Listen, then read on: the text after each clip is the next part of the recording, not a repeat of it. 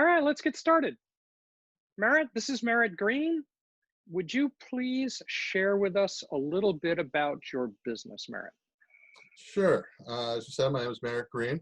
I'm the founder and managing partner of the law firm General Counsel PC that I Hmm. started in 2004. Before that, I was an associate at a much larger firm and decided that I enjoyed working more with smaller businesses Okay. and then perhaps the big firm. Hmm. General Counsel has been in McLean, Virginia for the last 15 years now. Hmm. We're about 14 attorneys and staff. Hmm. um, most of which are full-time, some of which are part-time, a lot of which are remote now during our Hmm. COVID time period. Hmm. And as a firm, we have four general practice areas. We work primarily with small, medium-sized businesses, and as the name implies, we try to be their outside general counsel. But we have Okay. four primary practice areas: employment law, corporate business law, litigation, which we're doing state and federal court litigation, and then working with government contractors. All And right. for most of those businesses, we are their day in, day out legal counsel for anything that they need.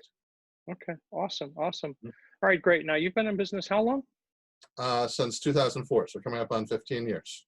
15 years. So I've got an awful lot of experience in this game. You've You seen a, know, some seen a experience. lot of things. I've been practicing law for almost 23 now, and running general counsel since 2004.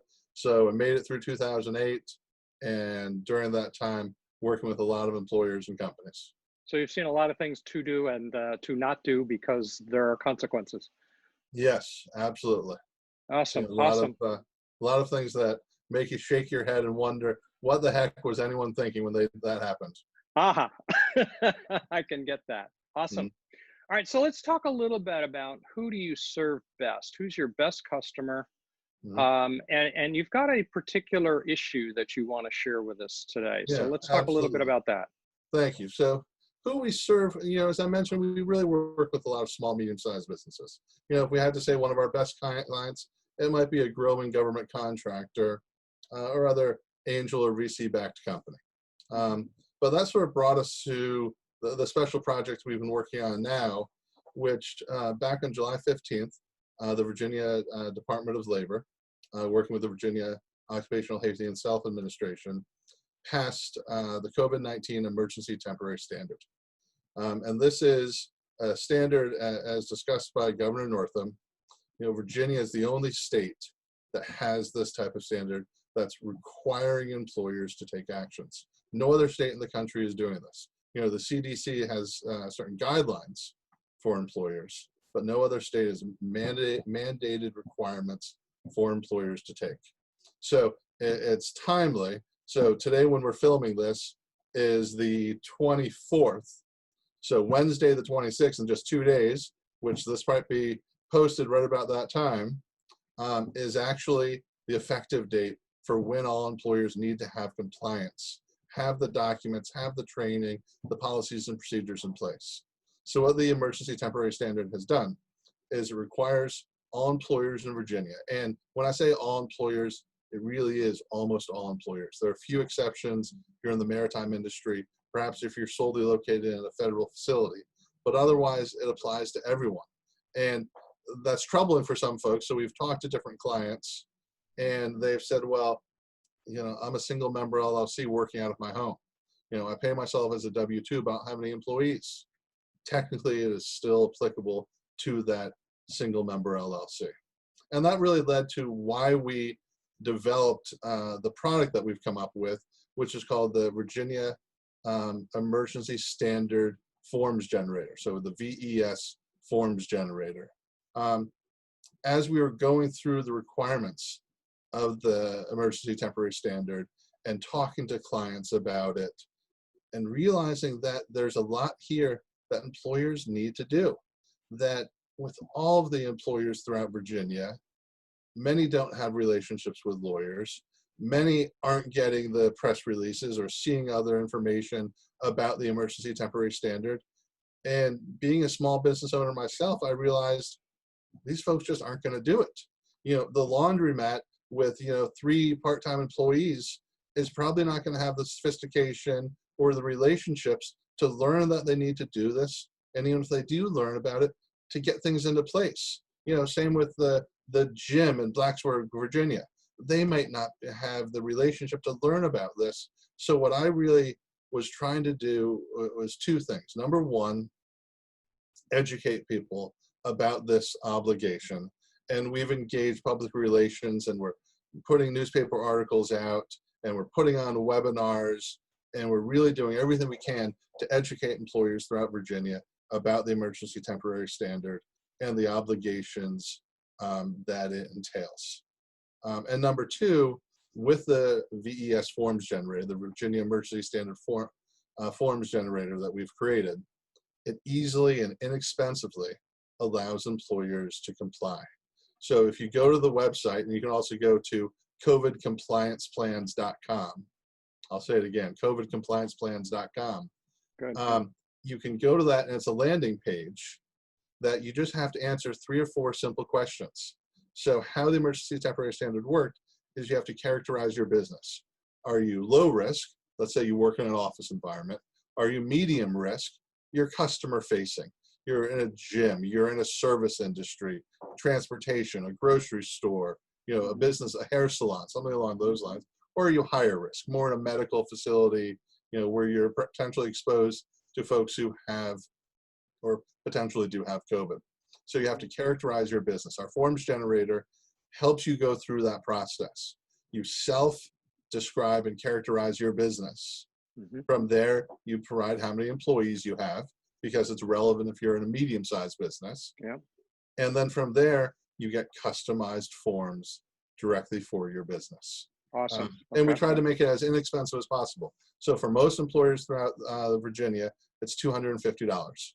And that gets you, for low or medium under 11 employees, all the documentation you need, the policies, the procedures, the training to comply with the emergency temporary standard.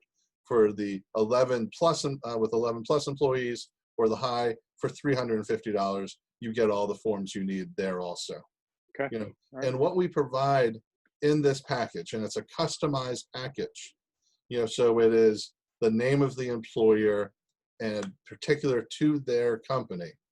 You get an overview of what needs to be done. You have an employer checklist that provides real checklist to help the employer go through step by step to make sure they're complying with the statute. We give another employee checklist to allow the employees to know what their responsibilities are and what they need to do. And then there's also materials. There's a return to work plan that companies need to have. There's training. We have about a 35-page training PowerPoint that employees need to review, that managers need to go through, and that really provides guidance. So all this together allows the company to know what they need to do and put the policies, procedures in place to comply with the statute. We give them the tools to hopefully easily and relatively inexpensively comply. And Awesome. It's amazing. I've been sort of living and breathing, and when I actually allowed to sleep, dreaming about the emergency temporary standard for the last 3 or 4 weeks. And as far as I can tell, we're the only business that's created this sort of automated process to allow companies to comply. And we sort of, you asked why we did this in the beginning. I'm sort of getting back to that now. It's because as I talk to clients, there was confusion about how to do it, frustration about the potential cost. And through this forms generator, it's relatively easy to do, and it's inexpensive. Awesome. If a law firm was doing these on a case-by-case basis for clients, it'd probably be well over $1,000 or $2,000 for every client. So this is just a nice, easy way to do it. And obviously it's a great, hopefully, business opportunity for us that we're, also doing some good. What's the penalty if they don't, once again? Well, their fines up to $135,000 for egregious penalties when you're not doing it, for violations. Now, that's not going to be someone who just doesn't have it, the first time around. That's someone who's probably been warned and is in a high risk and is not protecting their employees. Okay, and ignored. Exactly. I think one thing that's really important to highlight again is Governor Northam, when he put out a press release about this, and talked about Virginia being at the forefront of protecting employers and employees. He said the reason we're really doing this is to help Virginia business, and I'm paraphrasing, to help Virginia business and allow Virginia employers to get back to work and do so in a way that is safe for their employees and customers. And I think that's the motivation why employers all need to comply, is so they can get back to work. Businesses are struggling now, and this is a way to safely and effectively get back to work and have your employees and clients know that you care about them and you're doing everything you can to open in a safe manner. Is there an indemnification step here? Are those who comply indemnified from Technically, lawsuits in there any is way? not. Hmm. There's nothing in the statute that we've seen in that regard. Now, that being said, that is something that we have thought about and talked to clients about, Hmm. because if someone gets sick in your business, whether an employee or customer, and you don't comply with legal requirements, Hmm. that can be a factor for providing potential liability against your business. Hmm. There are movements to provide safe harbors for employers from liability of COVID, but that has not been passed in Virginia at this point. Hmm. So if a customer gets COVID at your business and you're not in compliance, that could be a factor used against you. Hmm. Likewise, if you have complied with the law, it can really be a good faith defense. It can be a Hmm. safe harbor. It can Hmm. be, I did everything we could. We can't control everything. So Hmm. it's Okay. another absolute reason to comply with the regulation for that litigation protection. Awesome. Awesome. Thank you. Awesome. That's a great description. Fantastic. Let's go back to your business a little bit, and let's talk about what's the greatest impact of COVID on your business. So for general counsel, as I said, we're a small business. We have 14 folks, combination between virtual and full-time on the office. And one of the biggest impacts is that, well, let me just back up. One of the biggest impacts is that two of our employees got COVID and were sick and have fully recovered. But obviously that was a traumatic experience for them. That's a wake up to the business owner, isn't it? Absolutely. And it was, um, it was, it was tough for them. Mhm. So that was really the biggest impact. It was folks that we, really cared about and I've worked with for 5+ years, and having that was difficult. The next biggest impact, and I've thought about this, was we really work as a team. Mhm. Often every day we get together for lunch as a group. We'll start talking at 10:30 or 11. What are we having for lunch today? We sit down, and Mhm. we're a team, Mhm. a family, Mhm. at work. Every Tuesday we get together as a larger group, and we have a lunch meeting where we have 12, 14 people sitting around a table, Mhm. and we talk about every client matter that we have going on, because we really try to work as a team as we represent all of our clients. So that was the real biggest impact for us, is feeling that we lost some of that sense of family within our Got it. coworkers. We enjoy getting together, and we're slowly trying to reopen now in a safe manner. We still Okay. have a majority of our folks who are working remotely, but Mhm. we have a few that are coming in, more often. As you can see, I'm here in my office today, Yeah. and it's nice to be here. Yeah. Yeah. One, you don't hear the kids and dogs screaming in the background, Yeah. um, but it's good to be around colleagues again. Yeah. Good. Excellent. Excellent. Mhm. Are there one or two specific actions you've taken from a business perspective towards your clients in this process? Well, Are you pivoting at all? we I don't think you can strictly say that we have been pivoting, Mhm. because, for example, a lot of our government contracts clients, work for them has gone on, um, in Okay. many ways, on the same basis as it was pre-COVID. Things are Okay. changing. Mhm. Um, their employees are working remotely. Mhm. There's additional laws related to COVID-19 and Family Medical Leave Act and things along those lines that they need to be weary of. But Mhm. they're still providing services to the government. They Mhm. still have contracts and subcontracts that Mhm. we need to deal with.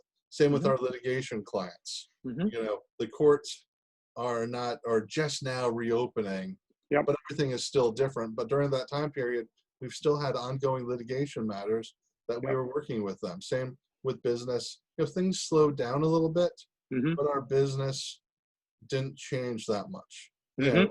We took a revenue hit, Yep. both as things slowed down a little bit with business and Yep. as clients were a little slower in paying. You know, Yeah. often you joke sometimes the lawyer's the last to get paid. Yeah. Yeah. Yeah. Um, but otherwise, the other thing we've done is, we've always done a fair amount of marketing, electronic marketing, and working on our website. We've continued that and perhaps done a little bit more of that because we can't get out Okay. and do face-to-face networking as much. Yeah. We That's need a to that's be a key there, issue. Yeah. with our clients, and be visible to them. Mm-hmm. And I guess the other thing we've done is, understand that our clients are all going through hardships, both Mm-hmm. personally and professionally. Mm-hmm. Clients that have, had to shut their doors after being Yep. in business for years. Yep. As being sympathetic to that, helping out however we can, Mm-hmm. and as we always try to be their partner, Awesome. in all their businesses. Yeah, that's an important aspect of this. Relationship matters. How can I support them? Mm-hmm. Yeah. Yeah. Yeah. Exactly. Uh, Awesome. and that's another reason why we put together this forms generator, Yeah. is that businesses are struggling now and there's a statutory requirement that they need to fulfill. This is an easy way to do it at covidcomplianceforms.com.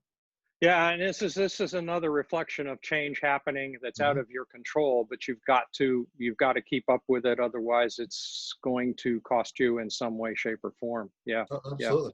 And if I'm Yeah. an employee here in Virginia and my employer comes to me and says, there's this Virginia law and we're complying with it, and here's the training and here's the acknowledgement form, it makes me feel a little bit more comfortable coming back to work. Same Yeah. as the customer. Yeah. You know that your employer cares and is doing everything he can, and yet Mhm. still trying to keep you employed all at the Absolutely. same time. Yeah. Yeah. Absolutely. Yeah. Yeah. All right. So I'm going to pick up from a different question here. It's said that smart people learn from their mistakes, but wise people learn from the mistakes of others. Are there mistakes you've made in business that you're willing to share so that we can learn how to be better? Yeah. I don't know if it would be applicable for all businesses. Um, when I first started general counsel, I was coming out of a big firm, and that's what I knew when I tried to recreate a big firm. So we had Mhm. salaries and 401k and health Mhm. benefits. And from 2004 to 2008, we were growing every year. And, Mhm. I thought I was really smart. Mhm. And then 2008 hit, and I realized that I didn't have any idea what I was doing. Mm. We lost probably over $1 million in revenues. Wow. Um, and it really shook the foundation of the firm. We Mhm. had some attorneys leave to go join other firms. Mhm. So there are a few lessons from that. One, I'm always reminding myself there's a lot more I don't know than what Mhm. I do know, and keep trying to learn as much as I can about running a business, about the business of our clients, Mhm. about my trade being a lawyer. Mhm. Um, and then also, I learned that I couldn't recreate a big firm environment when we weren't that. We were a small firm, Mhm. so it didn't make sense to be providing big salaries and health Mhm. benefits. So we changed how we paid for our attorneys and our Good. staff. We created a much more open book financial Mhm. planning, Okay. so that everyone knows how the firm is doing month to month. We give reports to everyone about all of our revenues and Mhm. origination and clients every month. So there aren't secrets. Good. It's open book how we're running the business, Awesome. so everyone feels like more of a team. So I Mhm. think that's probably the biggest thing I've learned is, as a business, don't try to be something that you aren't, Oh, awesome. and treat everyone, as a partner Yeah. in how you're running the business with open books. You know, Awesome. not completely, but there aren't secrets. Awesome. That's fantastic. That's a fantastic lesson. It's amazing how long it takes some people to learn that particular lesson. Hmm. And that's wisdom that's out there, Yeah. but many of us are hard of listening, shall we say? Well, and I had, as I'm sure with other businesses, struggled with, probably higher employee turnover than you want. And once we put these policies in place, the turnover stopped. You know, and Got we've had people for quite a while. Found the right people for the right place. Absolutely. Yeah, and put them in the right environment for their Hmm. particular needs. Awesome, awesome. Hmm. All right, second to last question. We've got your email, Hmm. got your website, got your phone number to include. Anything that you want to add to that? Just, I appreciate the opportunity to come here today, talk about our law firm, and talk about the Virginia Emergency Temporary Standard. I will talk about the COVIDcomplianceplans.com. And I really Mhm. just want to offer everyone a discount code. So anyone that listens to this and you've made it this far, congratulations, and provide a discount code. So if you go to the compliance plans, COVIDcomplianceplans.com, there's a few questions and then sort of payment by credit card. You can put in a discount code and use the discount code Fairfax WFX for West Fair. Oh, I'm sorry, Action Coach WFX. That's Action Coach WFX for Action Coach Western Fairfax. Awesome, All caps, awesome. and you'll get a Thank you. 10% discount on the compliance forms. Awesome. Thank Hmm. you very much. That'll be Absolutely, great. thank you. All right, last question. What's most inspiring for you today? I think really what's been most inspiring is just seeing the resilience of everyone around us. Seeing how my 3 kids have just plowed through and adapted to remote schooling, Hmm. and the changes, and they just rolled with it. In the Good. same way, socially and business communities are continuing just to keep fighting forward. They keep Awesome. moving forward and showing that resilience. Awesome. Um, I think that's been very inspiring. Awesome. Fantastic. Merritt, thank you very much. Thank you Thank for you. sharing your information with us, and thank you for sharing your offer. I think that's a fantastic offer. Absolutely. Thank you so much. And please visit COVIDcomplianceplans.com. Very good. All right. Thank you. Take care.